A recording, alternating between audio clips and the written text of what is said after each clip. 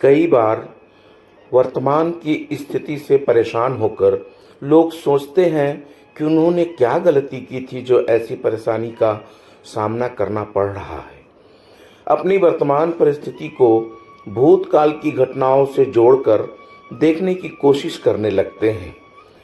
जब सब कुछ अच्छा होता है तब ऐसा कुछ नहीं सोचते। जब उनकी इच्छा के विपरीत कुछ होता है तभी ऐसा सोचते हैं। भूतकाल में किए गए अपने कर्मों को एनालाइज करने की कोशिश करते हैं, लेकिन वर्तमान की स्थिति को समझने के लिए हमें एक बात अच्छी तरह से जान लेनी चाहिए कि भविष्य पहले से ही तय है। Future is fixed. भविष्य में जो कुछ होने वाला है वो बिल्कुल फिक्स्ड है, उसे हम बदल नहीं सकते हैं। तो आज जैसी भी हमारी स्थिति परिस्थिति है वर्तमान में, वो उसी भविष्य में होने वाली घटना की वजह से है।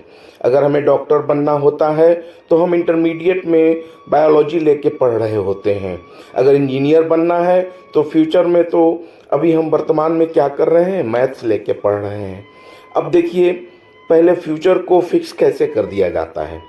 जैसे रावण के अत्याचार से तंग आकर ये फिक्स किया गया कि रावण का अंत किया जाएगा, रावण मरेगा, ये भविष्य है। और वर्तमान क्या है, राम जी का जन्म। अब राम जी का जन्म लेने से तो रावण मरेगा नहीं। फिर थोड़ा बड़े होने पर उनको गुरु जी के साथ जंगल में भेजा जाता है राक्षसों के आतंक को समाप्त करने के लिए। फिर सीता का स्वयंवर, धनुष यज्ञ को जीतना, शादी होना। तो सीता स्वयंवर एवं शादी वर्तमान है, अभी का समय है। भविष्य क्या है, रावण मरेगा। लेकिन सिर्फ शादी हो जाने से तो नहीं मरेगा। तो कैकेयी की वजह से राम जी को वनवास जाना पड़ता है। तो सीता जी भी जाती हैं, जीवन संगिनी है, और लक्ष्मण भी जाते हैं क्योंकि वो राम की छाया है। अब देखिए, इन दोनों का भी रोल है आगे, तभी जा रहे हैं। क्योंकि जीवन संगिनी तो उर्मिला भी थी लक्ष्मण की, वो तो नहीं गई अपने पति के साथ, क्योंकि वहाँ उर्मिला का रोल नहीं था। उर्मिला का रोल कुछ और था जो बहुत ही अद्भुत है। उसका वर्णन अलग से किसी वीडियो में करूँगा। तो कहानी क्या थी, सीता को रावण अपहरण करके ले जाएगा।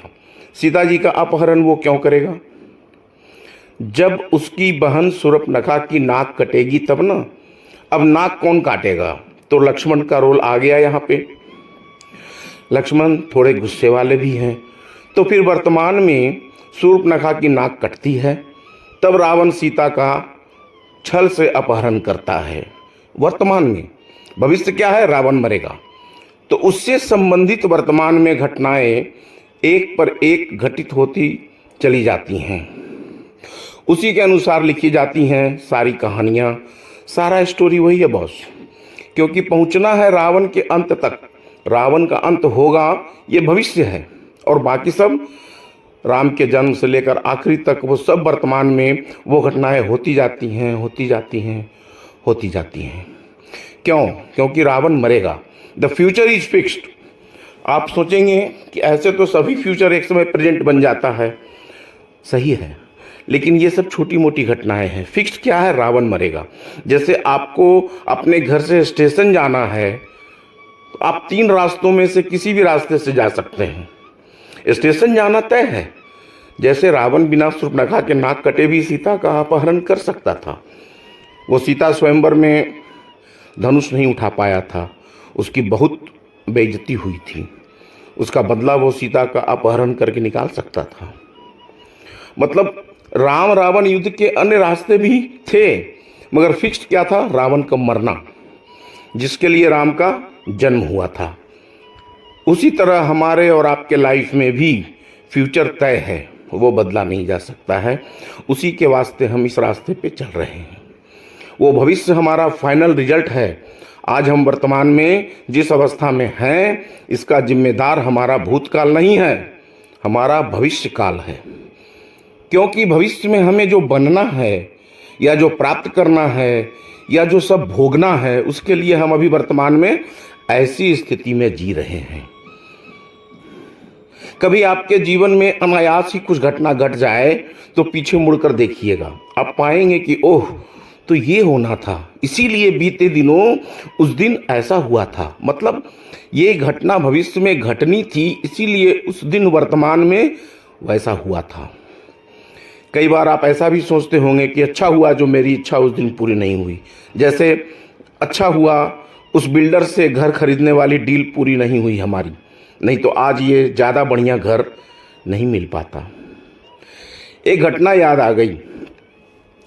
एक लड़का अपने मित्रों के साथ बैंक के क्लर्क की परीक्षा दिया। सभी मित्रों का हो गया, लेकिन उसका नहीं हुआ। बहुत दुखी हुआ बेचारा। लेकिन अगले साल उसका उसी बैंक में पीओ में हो गया।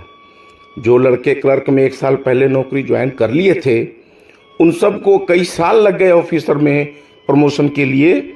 लेकिन जो फेल कर गया था पिछली बार, वो तो ऑफिसर से ही ज्वाइन ही किया था।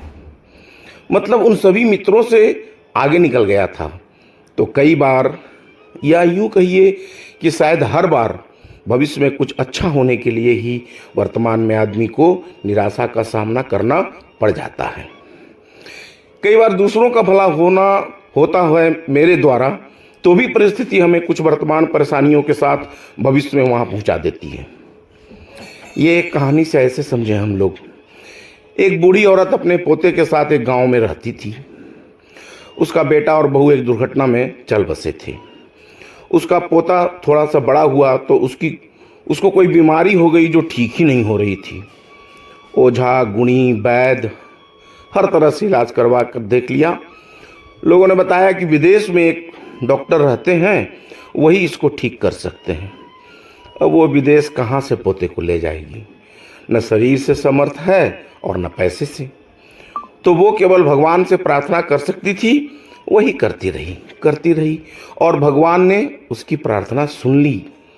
तो अब लड़के को ठीक होना भविष्य में फिक्स्ड हो गया। लड़का ठीक होगा तो अब वर्तमान में उसके हिसाब से कुछ करना होता है। ये एकदम सिनेमा की तरह है। जैसे ऐसे समझिए कि डॉक्टर को उस लड़के के घर तक लाना है और वो विदेश में है, तो कहानी लिखी जाती है, कथा पटकथा लिखी जाती है। अचानक से डॉक्टर को एक सेमिनार अटेंड करने का निमंत्रण मिलता है उसी गांव के निकट के एक शहर में। अब डायरेक्टर तो दी एंड जानता ही है, और यहाँ डायरेक्टर तो खुद ईश्वर ही है। अब वो डॉक्टर वहाँ से चले फ्लाइट से, तो भाई उनकी फ़्लाइट वहाँ पहुँचने के पहले ही किसी इमरजेंसी की वजह से दूसरे एयरपोर्ट पर उतर जाती है। अर्जेंट मीटिंग की वजह से डॉक्टर साहब कार से 8-10 घंटे का सफ़र तय करके वहाँ पहुँचने का निर्णय लेते हैं। रास्ते में बहुत तेज़ आंधी पानी बारिश होने लगती है और उनकी कार भी खराब हो जाती है। कहाँ पर खराब होती है? उसी बूढ़ी औरत के घर के सामने। अब ड्राइवर तो गैराज और मिस्त्री वगैरह खोजने चल दिया, और जो डॉक्टर साहब थे वे उतर के चले गए सामने वाले घर में तब तक के लिए शरण लेने। ये वही घर है जहाँ बच्चा बीमार है, और ये डॉक्टर भी वही डॉक्टर हैं जिनसे वो बच्चा ठीक हो सकता है। दरवाज़ा खटखटाते हैं। वो औरत दरवाज़ा खोलकर उनको बिठाती है और उनके लिए एक कप चाय बना कर देती है। तभी बगल के कमरे से खांसने की आवाज़ आती है। डॉक्टर साहब पूछते हैं, कोई बीमार है क्या? बूढ़ी औरत उनको सारा हाल कह सुनाती है और ये भी बताती है कि विदेश में कोई डॉक्टर हैं, उन्हीं को दिखाने से यह ठीक होगा, हम कहाँ से ले जा सकते हैं। अब भगवान जो करें। तो भगवान तो कर दिए थे। भगवान ने फ्यूचर फिक्स करके वर्तमान में उनकी गाड़ी खराब करके उनको मरीज के पास ले आए थे। डॉक्टर के मुख पे अनायास ही मुस्कान आ जाती है। वे भगवान का सारा खेल समझ जाते हैं। उनकी समझ में आ जाता है कि वे क्यों इतनी परेशानी झेल रहे थे। उनकी ज़रूरत अभी यहाँ पे थी, उनको यहाँ आना था। तो भविष्य पहले तय हो जाता है, फिर हमारा वर्तमान बनता है। हमारी ये जो वर्तमान स्थिति है, इसकी जिम्मेदार केवल हमारा भविष्यकाल है, भूतकाल कदापि नहीं है। तो फिर हम जो भी कर्म करते हैं, पुण्य करते हैं, पाप करते हैं, तो इसके फल का क्या? जब सब कुछ पहले से तय है तो इसका क्या? इसकी चर्चा हम अगली वीडियो में करेंगे, वरना ये वीडियो बहुत लंबी हो जाएगी। तो मिलते हैं अगले वीडियो के साथ, तब तक के लिए नमस्कार, धन्यवाद।